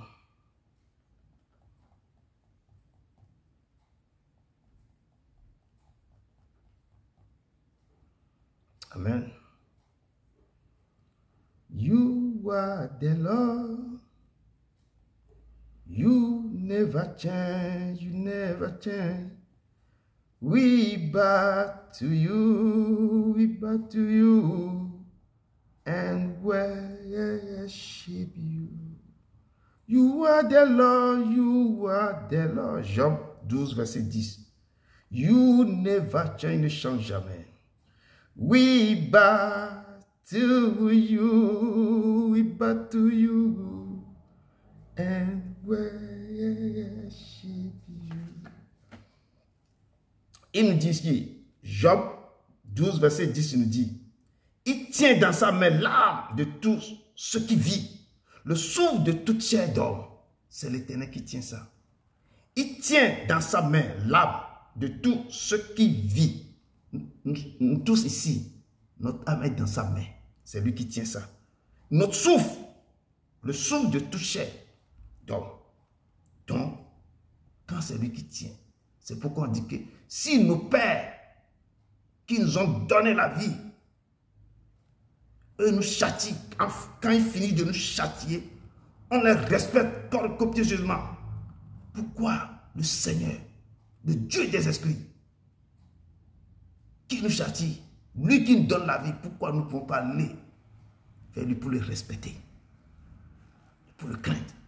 Or, c'est lui qui tient dans sa main l'âme de tout ce qui vit. Tout ce qui vit sur la terre. Les animaux, tout ça, c'est lui qui tient l'âme de tout ce qui vit. Et le souffle de toute chair d'homme. Notre souffle, c'est dans sa main. On a vu autant de Covid ici. C'est l'oxygène qu'on traîne partout. Mais les gens, ça ne suffit même pas. Parce que le souffle de l'homme est dans sa main.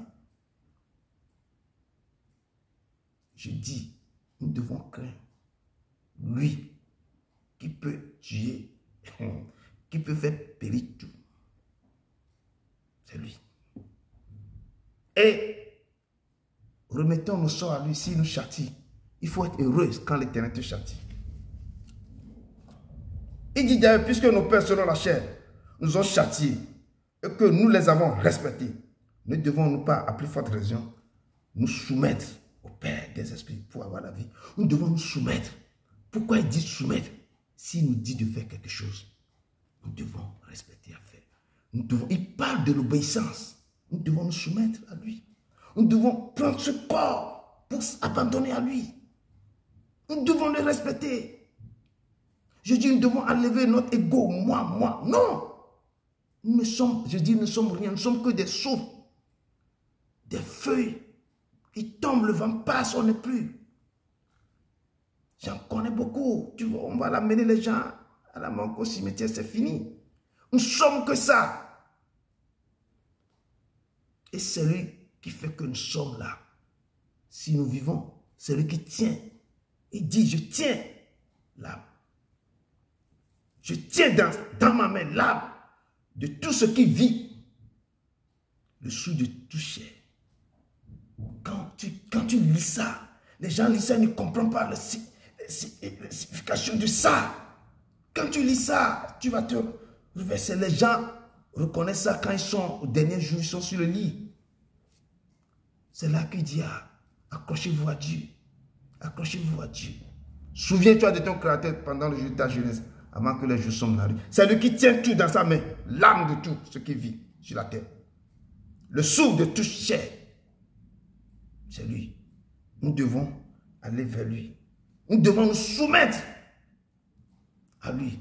Je dis, on n'est rien. On n'est rien. Les gens qui travaillent à l'hôpital, ils doivent comprendre bien ce que je suis en train de dire.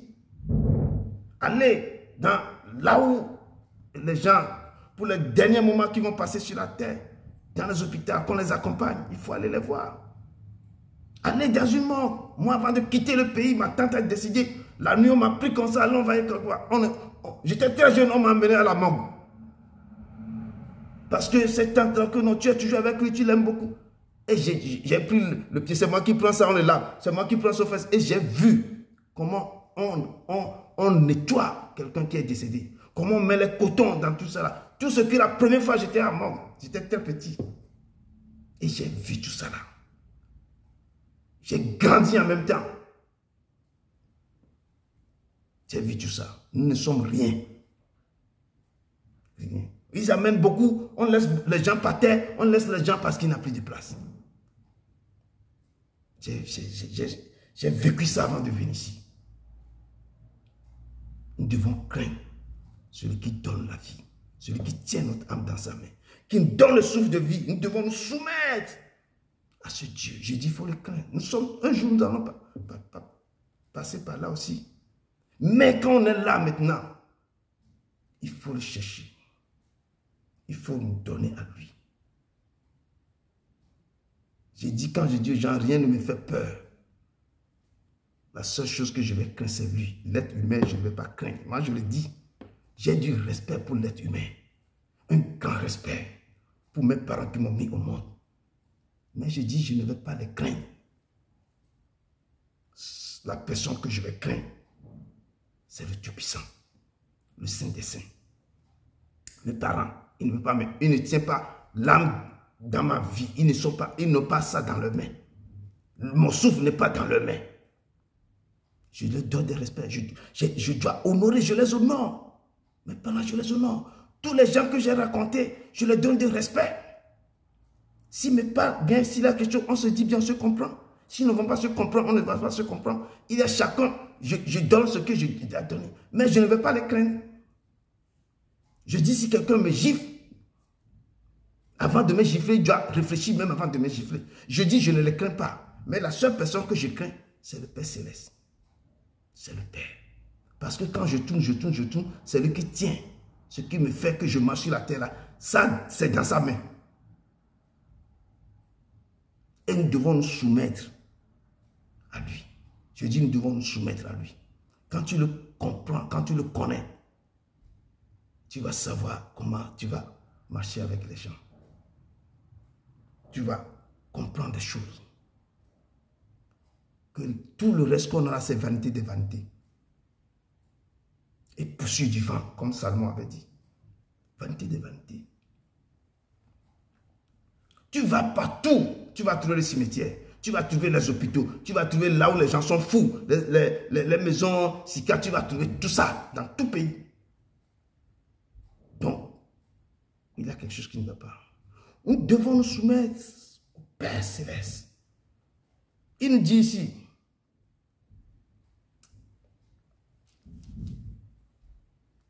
verset 10 nous dit, nos pères nous châtiaient pour peu de jours, comme ils le trouvaient bon, mais Dieu nous châtie pour notre bien, afin que nous participions à sa sainteté. On dit nos parents, eux nous châtient pour peu de jours seulement, comme eux ils le trouvaient bon de nous faire, mais on dit que Dieu nous châtie pour notre bien, c'est notre bien qui nous châtie. Si tu dévies un peu, il te châtie pour ton bien. Parce que tu as fait quelque chose, il va te châtier pour te redresser, pour me tirer bon, mais pour nos biens. Afin que nous participions à sa sainteté, pour que nous revenions participer à sa sainteté, parce qu'il est saint, pour que nous venions participer, le connaître à sa sainteté. Et c'est ce que la parole de Dieu nous dit. On peut voir l'explication aussi dans Lévitique 11.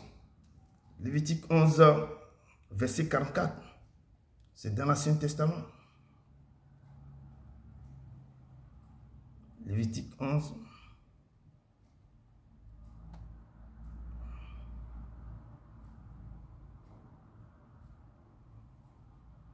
Le peuple de Dieu est là. Vous êtes là. Je vois que personne ne parle. Amen, amen, amen, amen. Lévitique 11, 44. Je pense que Lévitique 11, 44.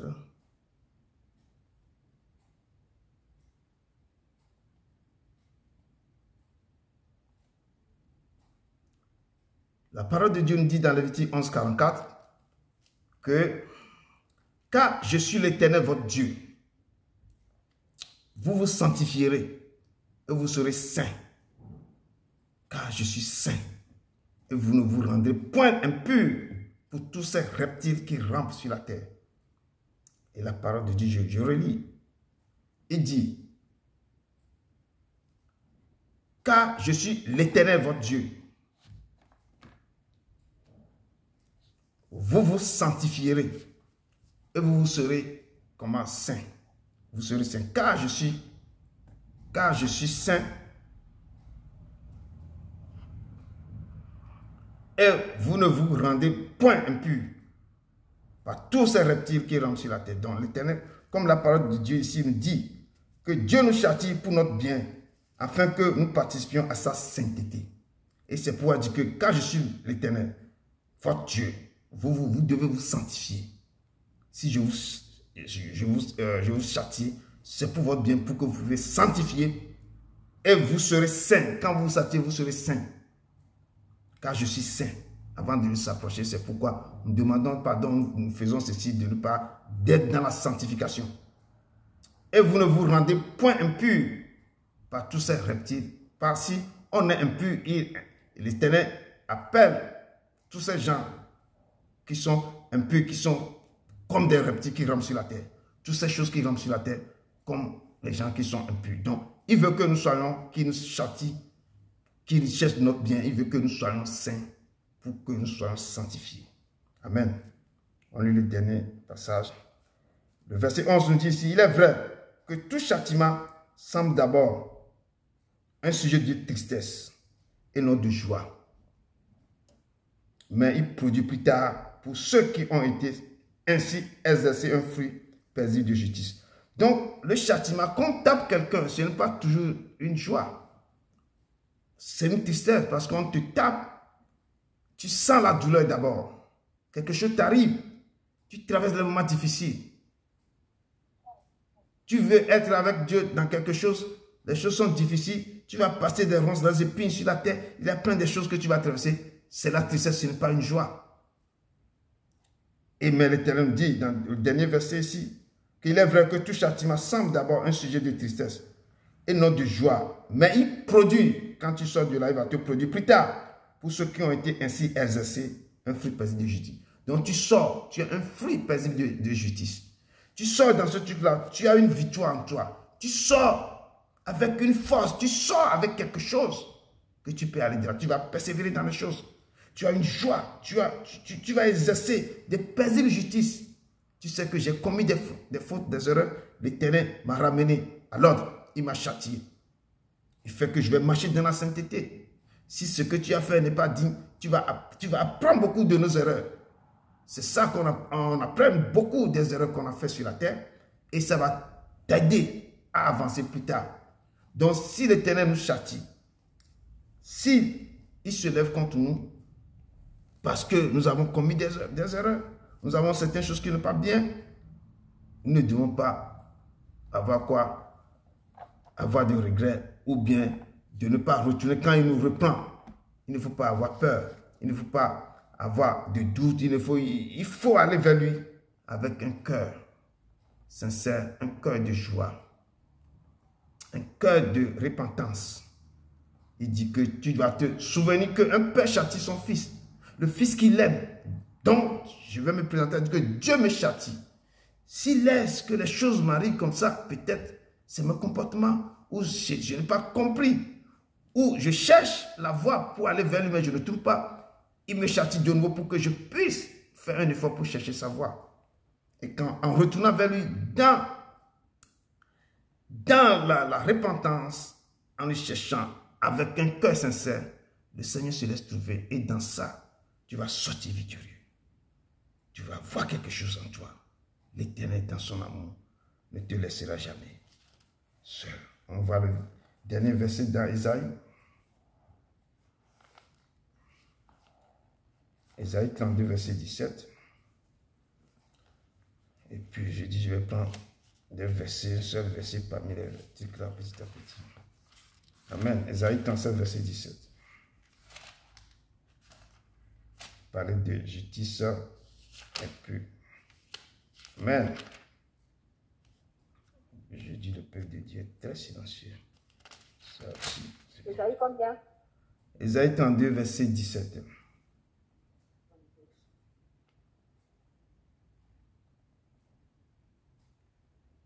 La parole de Dieu Tout-Puissant. L'œuvre de la justice sera la paix, et le fruit de la justice, le repos et la sécurité pour toujours. Amen. Amen. C'est ça? Oui, c'est ça. L'œuvre de la justice sera la paix, et le fruit de la justice, le repos et la sécurité pour toujours. C'est cette justice que Dieu veut qu'on aille quand il nous ressort du châtiment. Quand tu as la tristesse dans ce châtiment, il te châtie. Ce n'est pas une joie. C'est une tristesse qu'on te tabasse. Mais il me dit, mais c'est que quand tu sors victorieux dans ça, et tu reconnais tes torts, et ça va te produire une justice qui sera la paix en toi. Tu vas sortir victorieux, tu auras la paix dans ton cœur. Et le fruit qui va accompagner cette paix, c'est le fruit de la justice. Et le repos. Et la sécurité pour toujours. Parce que tu as pris une leçon.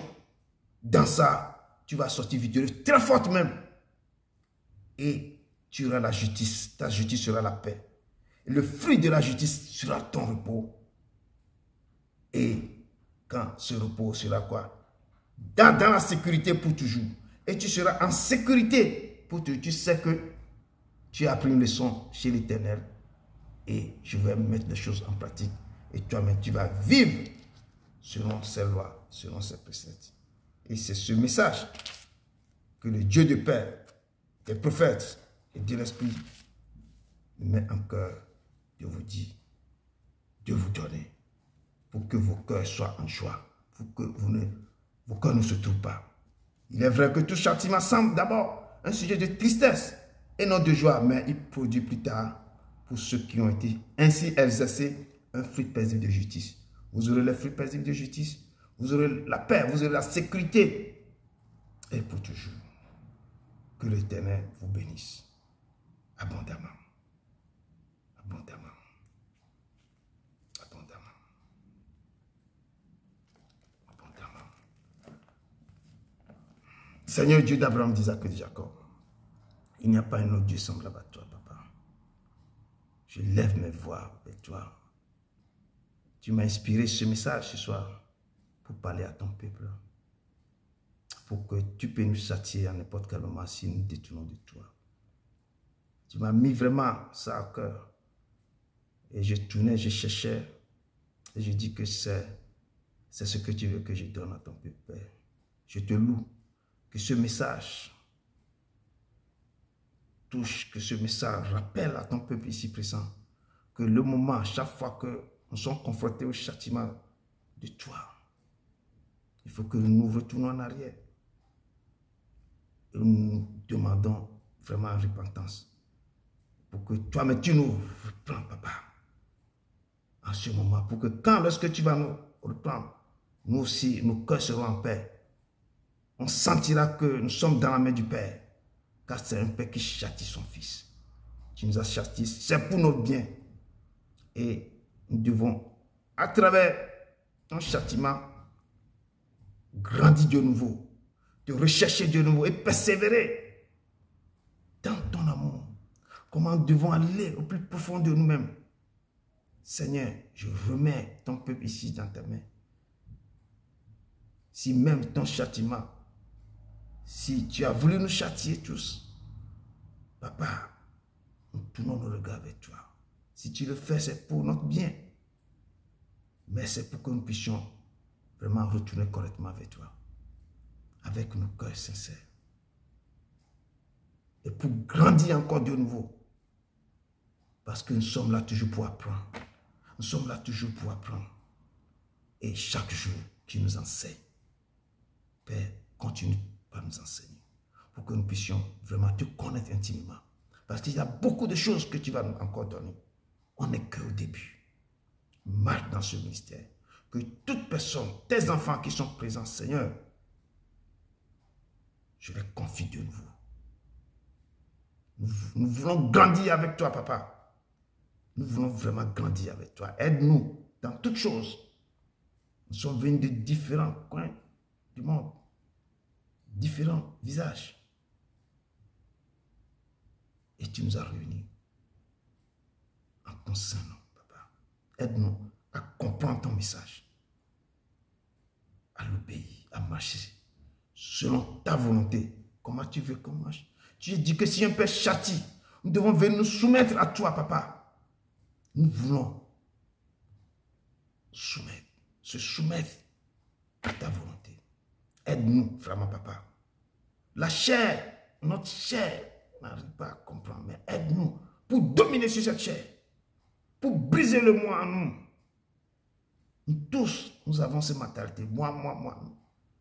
Nous demandons, Papa, de nous aider à crucifier le moi en nous, pour que nous puissions nous soumettre totalement à toi. Et là, tu peux travailler. Tu prends l'agir, le potier prend l'agir et donner la forme que tu veux nous donner. Donne-nous cette forme. Papa, nous avons besoin. Passons par le feu si tu veux. Nous sommes tous devant toi, Papa. Personne n'est plus grand que l'autre. Tu as dit, le serviteur n'est plus grand que le maître. Ni le maître plus grand que le Seigneur. Nous sommes tous égaux devant toi, Papa. Personne n'est ni grand que l'autre. Nous sommes tous là pour apprendre. Papa, aide-nous à marcher sur tes préceptes et tes ordonnances. Aide-nous à te connaître intimement. Aide-nous, Papa. Nous t'en supplions pour que dans ce ministère, ton nom résonne toujours. Que c'est ton nom, pas le nom de quelqu'un. C'est ton nom qu'on devait élever, c'est ton nom qu'on devait glorifier, c'est ton nom qu'on devait citer, Papa. Car ce nom est au-dessus de tout nom. Nous te disons merci. Ce soir, que ce soit un nouveau départ, parce que le temps est presque terminé. Cette année tend vers la fin. Nous voulons rentrer dans cette nouvelle année avec toi, main dans la main. Et tout ce que nous n'avons pas réussi à faire durant cette année, Seigneur, tu vas nous accompagner pour que nous puissions rentrer et te donner un bilan positif. Et puis ta santé accompagne tous tes enfants jusqu'à la fin de l'année prochaine. Aucune maladie, aucune calamité, ni flèche, rien, Seigneur. Et c'est ainsi que nous allons plonger dans ton sang pour t'adorer, pour nous soumettre à toi dans la santé. Car tu tiens notre âme dans ta main et c'est toi qui nous donnes le souffle de vie. Nous demandons que ce message soit un partage pour tes enfants. Je sais que tu nous écoutes, tu nous exauces, que la santé accompagne ton peuple ici, leur famille. Que nous éliminons toute maladie, tout problème, toute chose qui va nous éloigner de toi. Parce que si nous sommes en bonne santé, s'il n'y a pas de calamité, de problème sur nos vies, Papa, nous devons nous soumettre à toi, t'aimer et t'adorer. Éloigne tout problème qui vient de gauche à droite. Je remets tout et chacun de ici dans ta main, Papa. Travaille à chacun de nous. Si les problèmes sont là, tu dis que tu ne peux pas permettre un problème qu'on ne peut pas surmonter ou supporter. Que tu donneras toujours le moyen d'en sortir. Père, donne le moyen pour tout et chacun de nous, dans chaque problème qu'il a ou traverse, qu'il puisse en sortir. Père, tu me les as donnés pour être le serviteur. Papa, je te les confie. Exauce-nous du lieu de ta demeure, cette parole qui sort de ma bouche, pour que si même les choses sont difficiles, si tu as décidé de nous châtier, nous sommes prêts. Mais éloigne les calamités, les problèmes difficiles de nos vies. Et dans ta mesure, nous voulons rentrer avec joie dans cette nouvelle année. Sans problème, sans souci. Papa, je t'en prie, fais ça, je te demande pardon. Si même on a désobéi à tes lois, exauce-nous et fais ça, Papa. Et reviens de ton ardeur colère, Papa. Je te pardonne, je te demande pardon, Papa. Ce soir, exauce-nous. C'est ton peuple entier qui prie, qui crie vers toi. Tu as dit que tu marcheras dans ce ministère. Si le ciel est fermé, si les choses sont dures, si nous crions vers toi, tu vas ouvrir le ciel. Tu vas se lever du lieu de ta demeure et tu vas nous répondre, Seigneur. Oh, Papa, lève-toi et réponds. Je t'en supplie, réponds à ton peuple. Réponds, réponds, réponds, nous sommes là. Réponds. Et c'est cette prière que j'ai laissée dans la main de ton Fils, Jésus-Christ de Nazareth. Amen, amen, amen. Amen. Amen. Amen. Amen, amen. Peuple de Dieu, vous êtes bénis. Amen. Vous êtes bénis. Que Dieu Amen. vous bénisse. Que Dieu vous bénisse. Que Dieu vous bénisse. Dans le nom puissant de Jésus-Christ de Nazareth. Amen, amen, amen. Amen. Soyez bénis, soyez bénis. La grâce du Père, l'amour du Fils, la communion du Saint-Esprit soit avec vous et avec votre esprit. Que Dieu vous bénisse abondamment. Allez dans la paix du Christ. Allez dans la paix d'ici. L'Éternel vous aime, vous aide, vous aime de tout son cœur. Pour votre présence aujourd'hui. Edouard, Yeah. je peux dire quelque chose? Oui, vas-y. Quand tu peux, merci pour cette exhortation si merveilleuse et si édifiante. J'étais tellement touchée, ça m'a beaucoup parlé dans le sens où je voudrais faire un truc sur Job 22, verset 28. À tes résolutions dépendra le succès. sur tes sentiers brillera la lumière. D'après ce que tu viens de dire là tout à l'heure, chaque fois, même moi, hein, quand Dieu châtie, on le prend souvent sous forme de punition et on prend toujours le mauvais côté. Or, c'est un signe d'amour. Celui qui ne t'aime pas ne peut pas te corriger.